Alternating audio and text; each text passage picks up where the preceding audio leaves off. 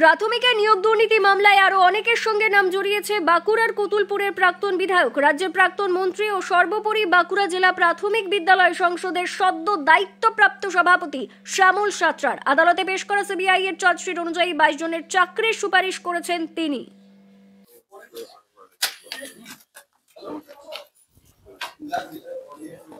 শনিবার বাঁকুড়ায় এ বিষয়ে শ্যামল সাঁতরার প্রতিক্রিয়া জানতে চাওয়া হলে তিনি বলেন, ফালতু কথা। 2014 সালের জুন মাসে আমি বিধায়ক হয়েছি, এটা তার আগের ঘটনা। একই সঙ্গে বেছে বেছে অনগ্রসর শ্রেণীর নেতাদের টার্গেট করা হচ্ছে দাবি করে তিনি বলেন, নিজেদের ভোট ধরে রাখতে বিরোধীরা এসব কুৎসা অপপ্রচার করছে। এমনকি যেই তালিকা তৈরি করুন না কেন, সেই তালিকা ভুয়ো ও ভিত্তিহীন।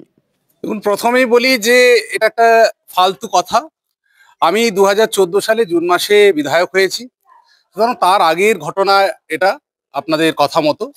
এবং এছাড়া এটুকু আমি বলতে চাই যে একটা টার্গেট, বিশেষ করে বিভিন্ন জেলার যে শিডিউল কাস্ট লিডার যারা, তাদেরকে বিরোধীরা টার্গেট করার চেষ্টা করেছে, কারণ তাদের বিধায়কের সংখ্যা 2021 সালে একটু বেশি ছিল। সেটা ধরে রাখার একটা আপ্রাণ চেষ্টা, এজন্য কুলুষিত করা ছাড়া তাদের আর কোনো বক্তব্য কিন্তু নেই। মেনলি শিডিউল কাস্টদের ভোটটাকে আদায় করার জন্য তারা এই ধরনের একটা কুরুচিকর মন্তব্য করে বা বিভিন্নভাবে কুৎসা অপপ্রচারের মধ্য দিয়ে তারা হাইলাইটে আসার চেষ্টা করছে এবং আমাদেরকে দমানোর চেষ্টা করছে, যেটা বিভিন্ন জেলাতে আমরা দেখতে পাচ্ছি। কিন্তু আমি মনে করি যে এই ধরনের বার্তা দিয়ে তৃণমূল কংগ্রেসকে বা আমাদেরকে কোনোভাবেই কিন্তু দমানো যাবে না। এই তালিকা তৈরি করেছে না করেছে সেই নিয়ে আমি বিরাট কিছু মন্তব্য করতে চাই না। এই ভুয়ো তালিকা, এটুকু আমি বলতে পারি, এর কোনো ভিত্তি নেই, কোনো ইয়ে নেই। তারপর সামঞ্জস্য তো রাখতে হবে, খবর করতে গেলে তো একটা সামঞ্জস্য থাকবে, কাউকে না কাউকে তো নিতেই হবে। হ্যাঁ, সেটাই নিয়েছে। কোনো রকম না, আমি বিধানসভায় 2014 সালে উপনির্বাচনে জুন মাসে গেছি। বিধানসভা বুঝতেই আমার 2 বছর লেগে গেছে, পরিচয় হতেই মানুষের সঙ্গে 2 বছর লেগে গেছে। সুতরাং কাকে কি করবো, ওই সমস্ত ব্যাপারে কোনো রকম কোনো বার্তা নেই, এটুকু আমি জোর গলায় আপনাদেরকে বলতে পারি। হ্যাঁ, সেরকম আমার কোনো ধারণা নেই। তবে আমি আপনাদেরকে বলেই দিয়েছি যে শিডিউল কাস্ট নিধনের একটা প্রক্রিয়া, এটা কিন্তু করতে চাইছে বিরোধীরা। কোনো রকম সব তো সহযোগিতা রয়েছে, যেখানে খুশি যে কেউ ডাকতে পারে। তবে হ্যাঁ, একটা তো সিস্টেম আছে, সেই সিস্টেমের মধ্যে আসবে।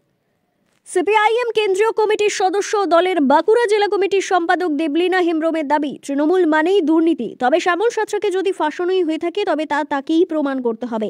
এমনকি বর্তমান শাসক দলের নেতা নেত্রীদের বিপুল পরিমাণ সম্পত্তির উৎস নিয়েও প্রশ্ন তোলেন তিনি। এছাড়াও দুর্নীতির সঙ্গে জাতিগত কোনো যোগ নেই, দুর্নীতি বলেই তিনি স্পষ্ট করে জানান। চাকরি তো একটা সব বেকার ছেলেদের কাছে একটা কি বলবো, এটা হচ্ছে একটা নিজেদের মানে ভালো থাকার জন্য। কিন্তু দুর্নীতি ভাবে নিয়োগ করা এটা তো ঠিক না।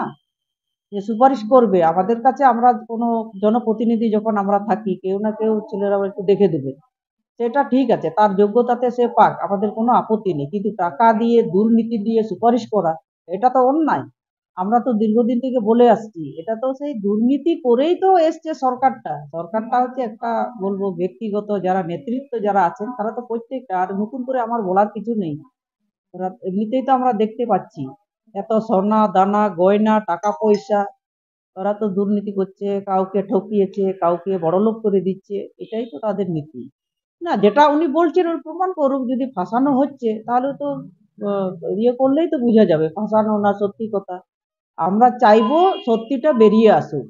যিনি যেটা বলছেন আমাকে ফাঁসানো হয়েছে, এবং যাদের নাম আছে, যাদেরকে নিয়োগ করা হয়েছে, যে বলছে সেটা পরিষ্কার হওয়া দরকার। শিডিউল কাস্ট ভোটের সঙ্গে তো কোনো সম্পর্ক নেই। দুর্নীতি মানে ওর দুর্নীতির কাছে কে শিডিউল কাস্ট কে অন্য কাস্ট, সেটা তো কিছু বলার নেই। যারা দুর্নীতি করেছে তাদেরকে তদন্ত করে ধরা হোক, কেন করা হয়েছে।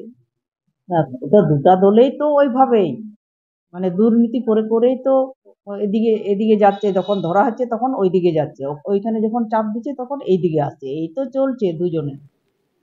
এ বিষয়ে বিজেপি নেতা ও প্রাক্তন কেন্দ্রীয় শিক্ষা প্রতিমন্ত্রী ডাক্তার সুভাষ সরকার বলেন, আমরা আগেই বলেছি তৃণমূলের নেতারা কোটি কোটি টাকা কামিয়েছে। ওই দলের শ্যামল সাঁতরার এখন সিবিআইকে বলা উচিত, উনি সুপারিশ করলেও আসল মাল মশলা কে নিয়েছিল ও সেখান থেকে উপরে কত শতাংশ গিয়েছিল, একই সঙ্গে কার হুকুমে তিনি সুপারিশ করলেন ও কেন মাত্র 22 জনকেই সুপারিশ করলেন সে নিয়েও প্রশ্ন তোলেন সুভাষ। আমরা তো বরাবর বলেছি যে তৃণমূলের নেতা নেত্রীরা মানে সব গরম গরম কামিয়েছেন, এবং সেই এক একজনের পরিমাণ প্রায় কোটির ওপর, কয়েক কোটি এরকম সব আছে। তো এই যে শ্যামল বাবুর নাম প্রকাশ্যে এলো, উনি যে সময় মানে রেকমেন্ড করেছেন, সুপারিশ করেছেন, সেই সময় ওনার বাজার খুব গরম, আর তারপরেই আবার মন্ত্রী হয়েছেন। তো ওনার এখন বলা দরকার সিবিআই কে, যে উনি তো সুপারিশ করেছিলেন, কিন্তু আসল মাল মশলাটা কে নিয়েছিল, আর সেখান থেকে মানে ভাগ করে ওপর পর্যন্ত কোথায় গিয়েছিল, কত প্রতিশত, এটা হচ্ছে আসল কথা। এটা সিবিআই কে বলে দিলে সমস্ত কিছু দুধ কা দুধ, জল কা জল, সব পানি কা পানি সব হয়ে যাবে। দেখুন, সুপারিশ যখন করেছে, চাকরিও যখন হয়েছে, তখন নিশ্চয়ই এর মধ্যে একটা লিঙ্ক তো আছে। তো সেই লিঙ্কটা কি, এটা সব থেকে ভালো তো উনি বলতে পারবেন। তার কারণ উনি যখন সুপারিশ করলেন, তখন এই সুপারিশ করার হুকুমটা কে দিল, আর সুপারিশ কেন এই কজনকে দিলেন? উনি তো ইচ্ছে করলে আরো বেশ কিছু জনকে সুপারিশ করতে পারতেন। অসংখ্য 100-200 সুপারিশ করে দিয়েছেন, তার মধ্যে 22 জন 23 জন হয়েছে, এরকম তো নয়। ফাঁসানো হয়েছে মানে ওনার কি কোনো চিঠিপত্র কিছু পাওয়া যায়নি? সেটা উনি বলবেন। যদি ফাঁসানো হয়েছে উনি বলছেন, তাহলে সিবিআই এর কাছে সেটা বলে দিলেই ভালো। আমি বলবো শ্যামল বাবুর এটা সুবর্ণ সুযোগ, উনি সত্য কথা সিবিআই কে বলে দিন। ব্যুরো রিপোর্ট, দক্ষিণ বাঁকুড়া দর্পণ, বাঁকুড়া।